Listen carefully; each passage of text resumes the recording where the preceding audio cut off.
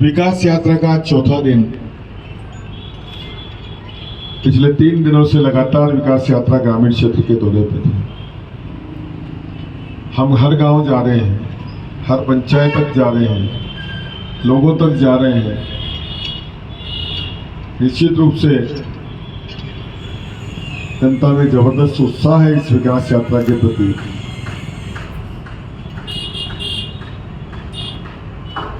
हम विकास की बात लेकर आए हैं। हम कोई भी झूठा वादा करने नहीं आए। अभी तक जो विकास हमने किया हम उसकी बात करने आए हैं आपके बीच में।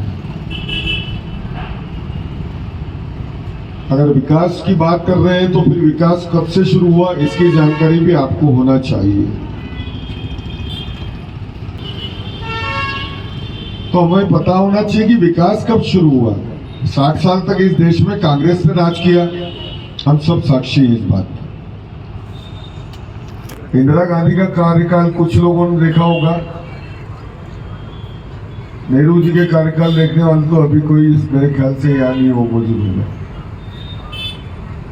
लेकिन 60 साल की कांग्रेस ने जो नारे दिए थे उन पे कभी काम किया क्या कांग्रेस ने?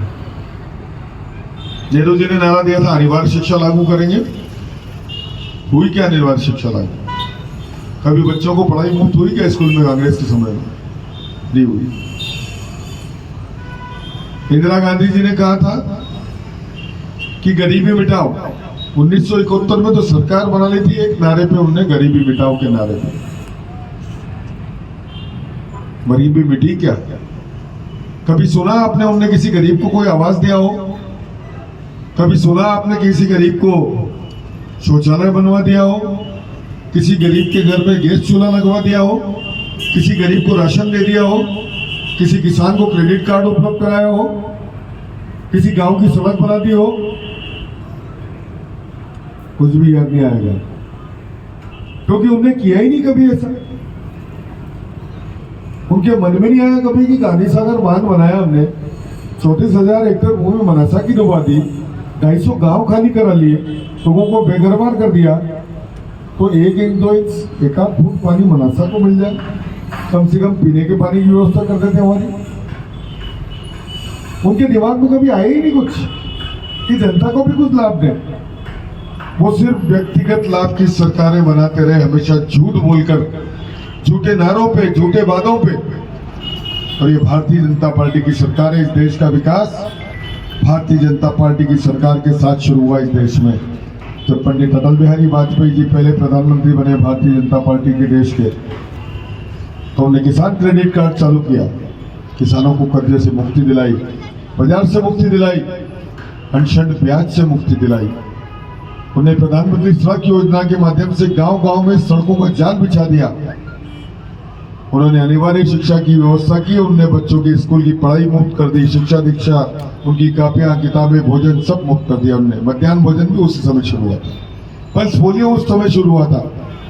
इस देश में अगर अटल जी वो अभियान चालू नहीं करते तो कितने बच्चे विकलांग पैदा हो रहे थे हमारे देश में। आज पोलियो इस देश से जा चुका है, ये अटल जी की देन। फिर आए मोदी जी और शिवराज जी, फिर तो विकास की ऐसी गंगा बही कि हिमालय से चल के सीधा कश्मीर से कन्याकुमारी तक चली गई, गंगा सागर तक गंगा बहा दी उन्होंने विकास की। आज विकास की कल्पना करें और विकास की बात करें तो इस देश में कितने आवास बन चुके हैं। मध्य प्रदेश को 35 लाख आवास तो बन चुके हैं। पूरे देश में कितने आवास बनाए उन्होंने? 10-12 लाख आवास बाकी है, वो भी जल्दी से बन जाएंगे। अगर किसी का नाम अपात्र सूची में आया है तो मान के चले कि अभी वापस नाम जोड़ दिए जाएंगे। माननीय प्रधानमंत्री जी का संकल्प है कि 2024 के चुनाव से पहले इस देश में एक भी व्यक्ति कच्ची छत के नीचे नहीं रहेगा। उन्हें हर घर में शौचालय बनवा दिया। स्वच्छता अभियान के अंतर्गत हर गांव, गली, मोहल्ले, सब नाले, गटरे और सीमेंट कंक्रीट हर गांव में काम चल रहा है। आप किसी गांव में जाए आपको लगेगा कि ये बड़ा विकसित गांव है, आपको वहां गंदगी नजर नहीं आएगी, क्योंकि घर घर शौचालय बन गए। लोगों की आदत में डाल दी स्वच्छता अभियान कि स्वच्छ रखना है, अपने मोहल्ले को स्वच्छ रखना है, अपने गांव को स्वच्छ रखना है, कहीं कचरा नहीं फेंकेंगे।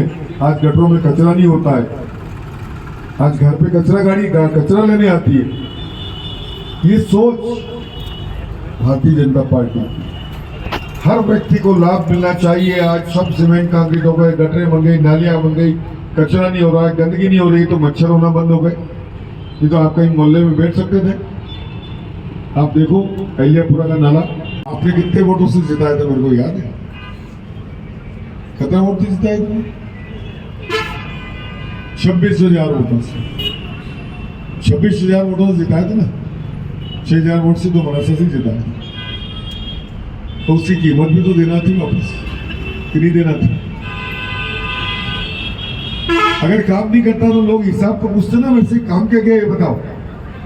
लेकिन आज आपके वोटों की ताकत ने वो काम करा दिया जो शायद भूतों न भविष्य कभी नहीं होता, मेरे को लगता है। सिर्फ मेरी जिद थी, मुख्यमंत्री जी के सामने मेरा जो समर्पण भाव था, मैंने उनसे एक ही बात करी आयुष भैया कि साहब अगली बार टिकट मत देना, चुनाव मत लड़ाना भले ही, पर मनासा की मेरी नल जल योजना और सिंचाई योजनाएं, 2 योजनाएं स्वीकृत कर दो, मेरा काम हो जाएगा। इससे ज्यादा काम नहीं चाहिए मुझे। ये संकल्प था मेरा।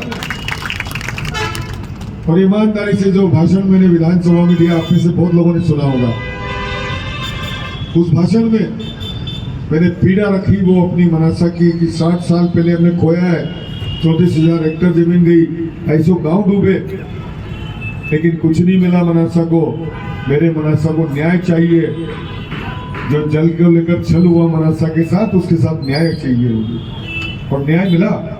माननीय मुख्यमंत्री जी ने बड़ी गंभीरता से लिया उस बात को। 1409 करोड़ की जल जीवन मिशन के अंतर्गत उन्हें पेयजल योजना दे दी मनासा को।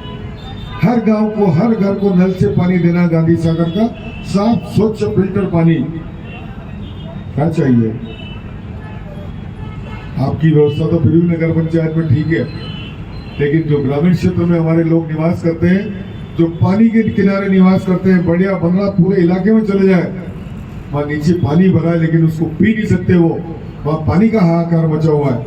गर्मी में तो बड़ी मुश्किल हो जाती है कि टैंकरों से पूर्ति करना पड़ती है, इतनी दुर्व्यवस्था। 7 साल की कांग्रेस ने ये नहीं सोचा कि हम पीने का पानी दे दे लोगों को? उनके मन में कभी विचार ही नहीं आया।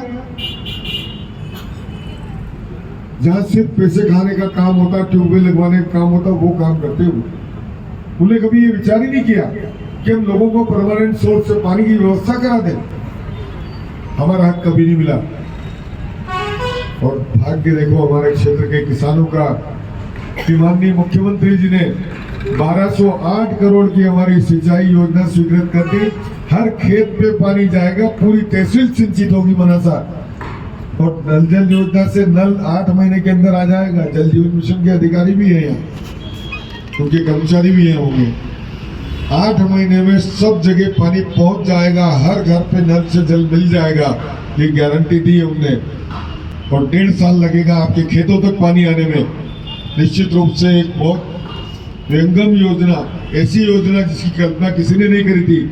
लोग मजाक उड़ाते थे कि गांधी सागर का पानी लाएगा ये।